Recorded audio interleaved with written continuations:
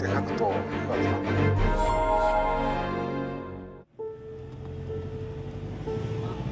veo a la fiscalía yo ahorita.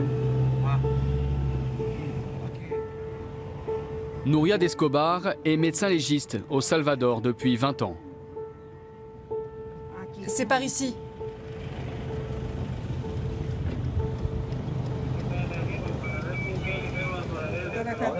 Il est 10 h du matin. C'est sa première scène de crime de la journée. Il a été identifié? Oui, c'est un mineur. Quel âge avait-il? 17 ans.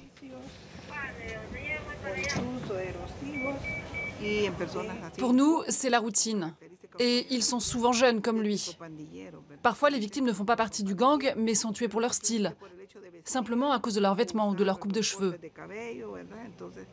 Être jeune, c'est un péché dans ce pays.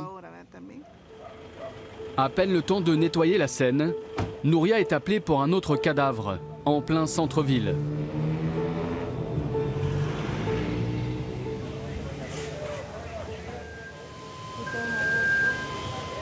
Ce garçon a été tué en sortant de chez le coiffeur.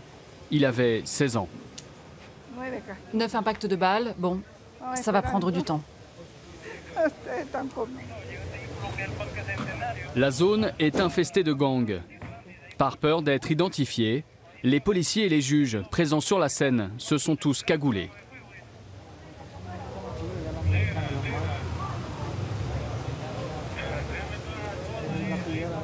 Depuis quelques mois, les journées de Nuria sont trop courtes.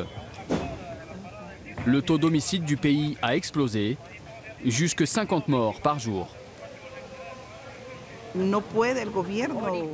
Le gouvernement ne peut rien faire. Même après avoir déployé des milliers de soldats, la situation ne change pas. Ils se sont appropriés les lois de ce pays. Il est probable que les gens qui vivent ici aient vu qui lui a tiré dessus. Mais à cause de la situation chaotique que nous vivons, tout le monde préfère se taire. Sinon, on te règle ton compte, à toi aussi.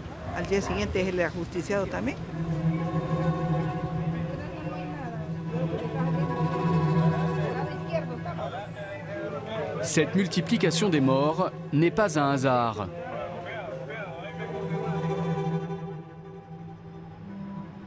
Depuis 2012, les deux principaux gangs du pays avaient signé une trêve avec le gouvernement. Une paix fragile. Mais le nouveau président élu en 2014 rompt tout dialogue avec eux. En représailles, les Maras, comme on les appelle ici, décident d'ensanglanter les rues. L'été dernier, des chefs de gang sont transférés de force en prison de haute sécurité. Ils optent alors pour un nouveau moyen de pression sur le gouvernement, cette fois-ci non violent. Depuis leur cellule, ils ordonnent une grève générale des transports publics. Pendant 4 jours, personne n'ose conduire ou monter dans un bus. Le pays est paralysé. Aujourd'hui, les enfants ne sont pas allés à l'école parce que le professeur n'a pas trouvé de moyen de transport. Donc les cours sont suspendus.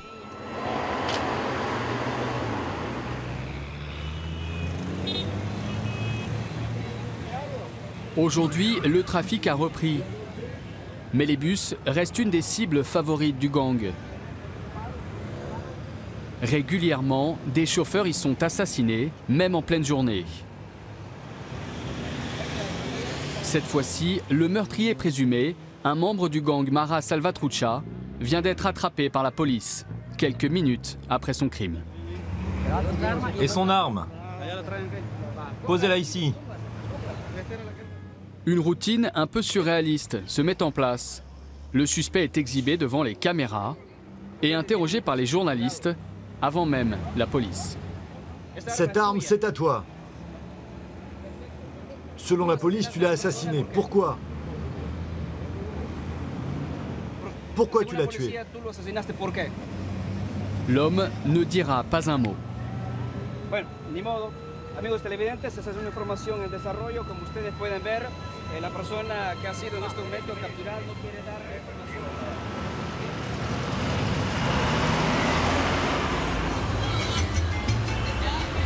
Juan est chauffeur de bus dans la capitale. Le jour de la grève, il n'a pas osé prendre son volant. Les pick-up, les camionnettes, les bicyclettes, les motos, tout était réquisitionné. C'était le chaos complet. Il y avait tellement de gens qui marchaient dans la rue. Tout le monde cherchait une solution. Comme ses collègues, Juan obéit aux membres du gang. Chaque mois, il leur verse près d'un quart de son salaire. Ici, on appelle ça la renta.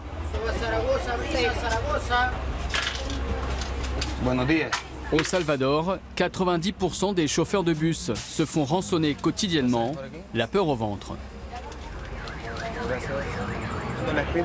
Parler de l'extorsion, ça ne se fait pas. On n'en parle pas. Pourquoi?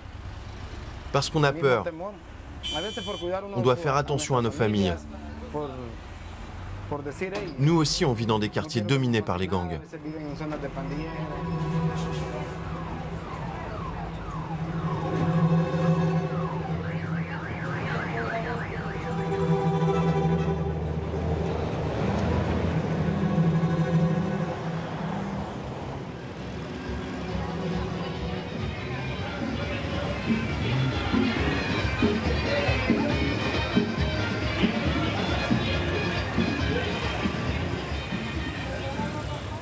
Dans le pays, un seul homme ose parler publiquement de la fortune qu'amassent les gangs avec l'extorsion. Ça y est, il a été réparé? Don Catalino est à la tête de 130 bus qui parcourent la ville.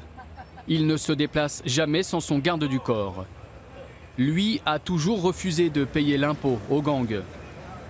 Mais son courage a un prix. Il a déjà reçu plus de 30 menaces de mort. Sur son bureau, une calculette pour le business et un pistolet 9 mm pour la sécurité. Ces 10 dernières années, nous avons perdu plus de 900 membres du personnel. Des chauffeurs, des contrôleurs.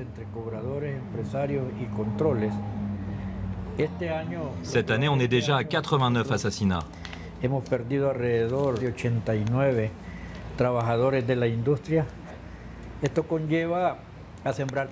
Ces morts entretiennent la terreur pour que la peur accompagne chaque conducteur, mais aussi chaque entrepreneur de ce pays. Tout est très contrôlé.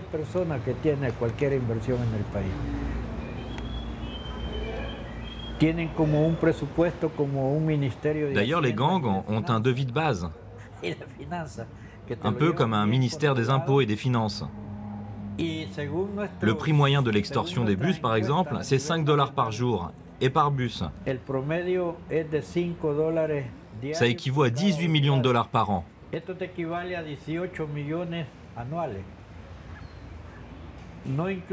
Mais ça n'inclut pas les bonus qu'ils demandent pour les vacances d'été et les primes pour Noël.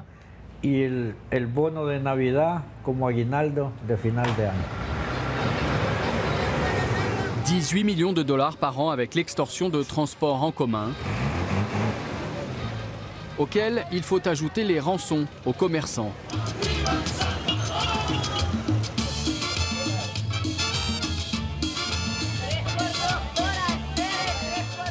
Au marché central de San Salvador, chaque stand est contrôlé par les gangs. 40 000 vendeurs payent entre 10 et 100 $ par semaine en fonction de la taille du commerce. Selon le ministère de la Défense, 10% de la population au Salvador travaillerait directement pour les gangs. Cela représente 600 000 personnes. Traditionnellement, l'argent de l'extorsion sert à acheter des armes et de la drogue. Mais la stratégie du gang a changé. Certains parrains sont désormais à la tête d'entreprises légales, florissantes.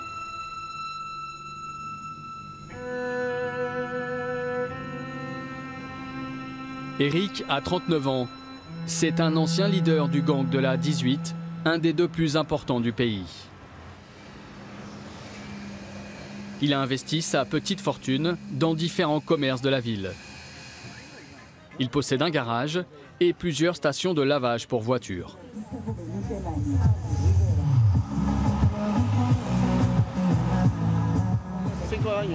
Ça va faire 5 ans que j'ai acheté cette société. Ici, j'emploie 12 personnes. J'ai aussi une autre station de lavage à côté, où j'emploie 7 autres personnes. Ici, j'ai entre 35 et 40 clients par jour.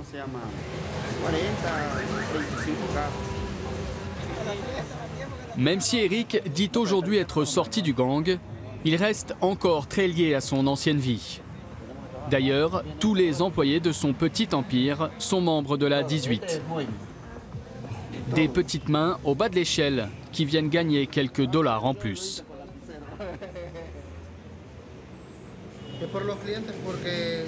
À cause des clients, je cache mes tatouages. S'ils les voient, ils ne voudront plus venir. Ils auront peur d'être volés. Dans mon dos, il est écrit 18. C'est un gang du Salvador dont je fais partie.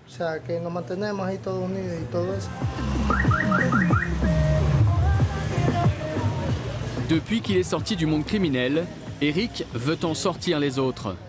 Son idée, développer l'esprit d'entreprise des plus jeunes. Dans sa dernière acquisition, un atelier de réparation mécanique, Eric a engagé William, 14 ans, un ancien guetteur du gang. Ça fait combien de temps que tu apprends la peinture ici déjà? 3 mois. Tu as une mère? Oui. Un père? Tu n'en as pas? Non. Tu sais que le gang, c'est une conséquence de la désintégration familiale? Ça provoque de l'amertume et c'est pour ça qu'on rentre dans le gang. Tu n'es pas en colère parce que ton père t'a laissé? Qu'est-ce qui lui est arrivé? Je ne sais pas. Tu ne sais pas. Mais tu n'es pas en colère? Non. Bon, je te félicite. Si tu n'as pas de colère, tu vas t'en sortir. Merci.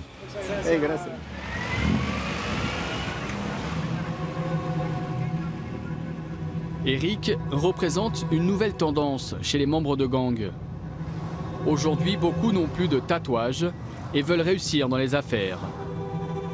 Ce changement de stratégie n'est pas seulement économique, il est aussi politique.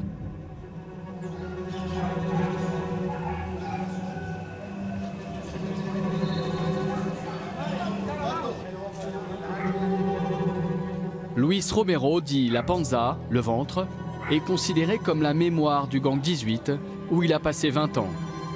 Il a été l'un des acteurs de la prise de conscience politique du gang. Il y a environ 150 000 jeunes dans les gangs au Salvador. Nous avons compris que ces suffrages représentent la petite différence qui peut faire gagner un parti politique.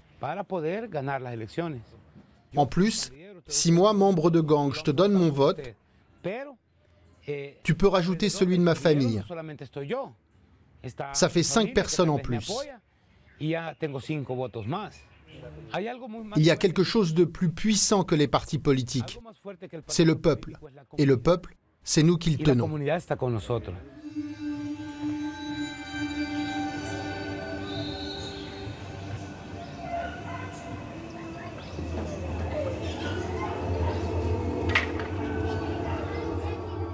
Le peuple, Eric, l'ancien chef du gang 18, le connaît bien. Il nous emmène dans un des quartiers de San Salvador, où il a régné en maître et où il inspire toujours le respect. La Fossa, 3000 habitants et un taux de chômage record.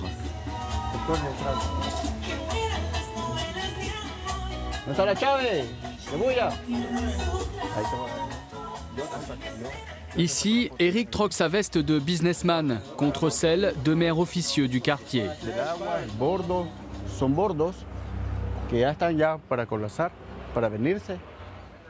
Un maire en campagne permanente. Bonjour, tout va bien? On fait un reportage. Voici un exemple d'un habitant d'ici qui vit dans une zone à haut risque. Sa maison pourrait tomber dans le ravin, juste ici. Personne ne l'aide. Pas de gouvernement, ni d'institution. Moi, je regarde la télévision et je vois des débats et des opinions toujours et encore. Et les années passent. C'est toujours des politiques, des analystes. À quoi ça nous sert? Qu'est-ce qu'on mange avec ça? Les jeunes d'ici, eux, ils nous aident beaucoup. Merci, merci. Un peu partout sur le toit des maisons, des drapeaux du parti au pouvoir, le Frente. Lors des dernières élections, il y a 2 ans, le gang 18 aurait discrètement négocié ses voix avec lui. La 18 donne ses voix à la gauche, au Frente. L'autre gang, la MS, vote pour le parti de la droite, Arena. C'est comme ça la situation ici. C'est des accords qu'ils passent secrètement. Personne ne s'en rend compte, il n'y a qu'eux qui savent. Difficile de savoir la teneur exacte des accords passés entre gangs et politiques. Le sujet est sensible. Une chose est sûre, dans ces quartiers, l'État n'a aucune prise. Allez les gars, on y va. Ici, les lois du gouvernement n'existent pas. Seule compte la loi des petits soldats du gang. Les gens nous font confiance parce qu'ici on a une loi. On ne permet pas qu'un des membres du gang vole dans le quartier, qu'il abîme une voiture ou qu'il rentre dans une maison.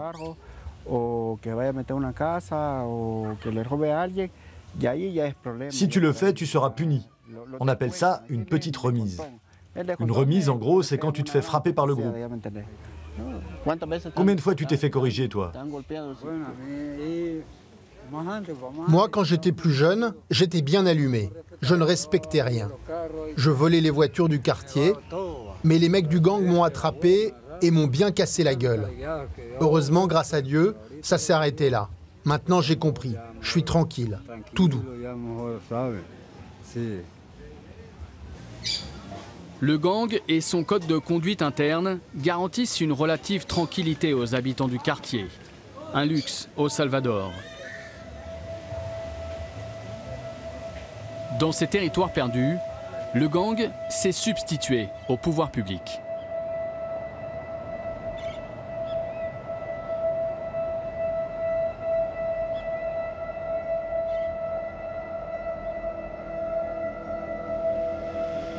Face à eux, les autorités du Salvador sont dépassées et manquent de budget. Alexander fait partie de l'unité d'élite des Halcones, les Faucons. 40 hommes triés sur le volet pour lutter contre les gangs. Chaque jour, il risque sa vie pour $500 par mois, à peine plus que le salaire moyen du pays. Beaucoup de fois, j'ai pensé arrêter ce métier. J'ai l'impression qu'il n'y a aucune volonté du gouvernement pour que la situation change.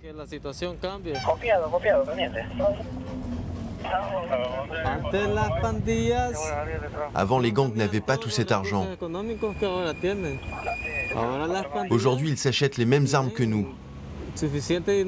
Et même de belles maisons.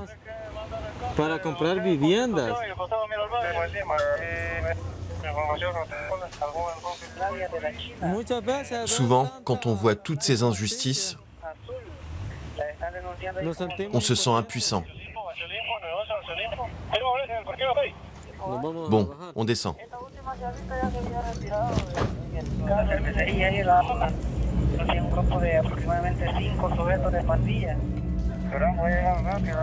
Alexander et ses collègues sont fatigués. 56 policiers et militaires sont déjà tombés sous les balles cette année. Mais ils refusent de voir leur pays tomber aux mains des criminels. Comme leurs ennemis, ils utilisent la peur pour faire passer leur message.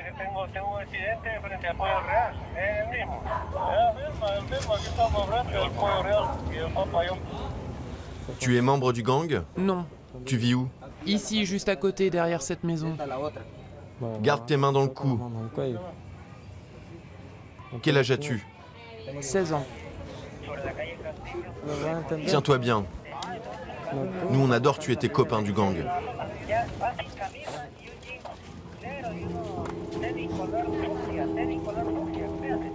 Les hommes de l'unité anti-gang enchaîneront les contrôles jusque tard dans la nuit.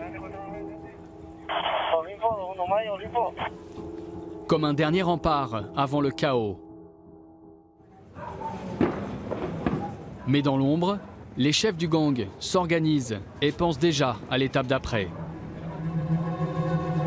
Gérer leur propre pouvoir et s'intégrer à la société.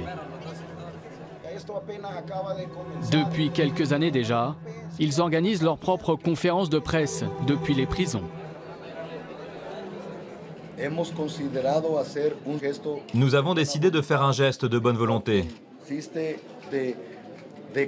Désormais, toutes les écoles du pays, publiques ou privées, seront des zones de paix.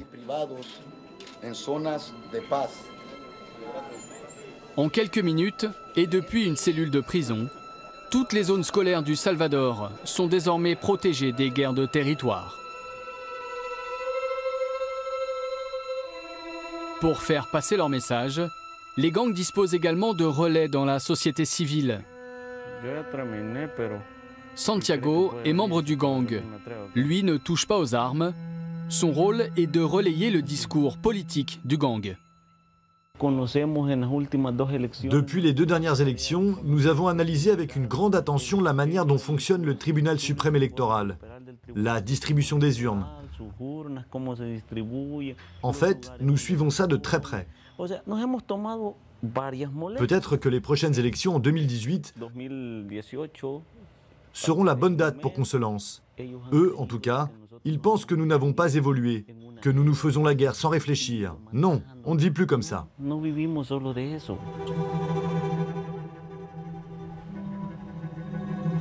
L'ambition politique du gang est-elle réaliste? La Panza, l'historien du gang 18, en est convaincu. Depuis toujours, la politique au Salvador baigne dans le sang et la guerre. Ils pourraient créer un parti politique, pourquoi pas? Je sais que personne n'aime cette idée. Les gens voient cela comme une monstruosité. Mais qui sait? Je vous rappelle que le parti au pouvoir, en ce moment, le Frente, sont d'anciens guerrilleros qui ont tué, volé, séquestré. Et aujourd'hui, ils nous gouvernent.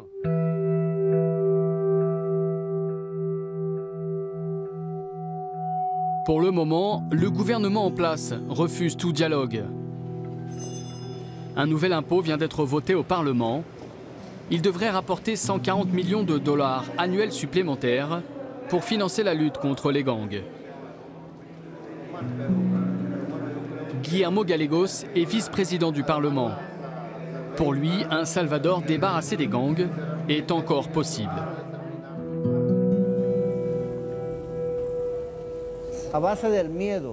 La peur, le chantage, les menaces et l'incapacité de contrôler certaines zones ont donné beaucoup de pouvoir aux gangs.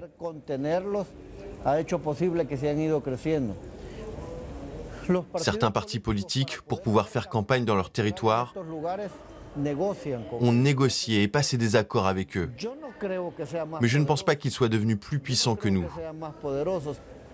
Si on continue comme ça, cela pourrait arriver. Mais croyez-moi, notre pays est encore capable de stopper ce fléau.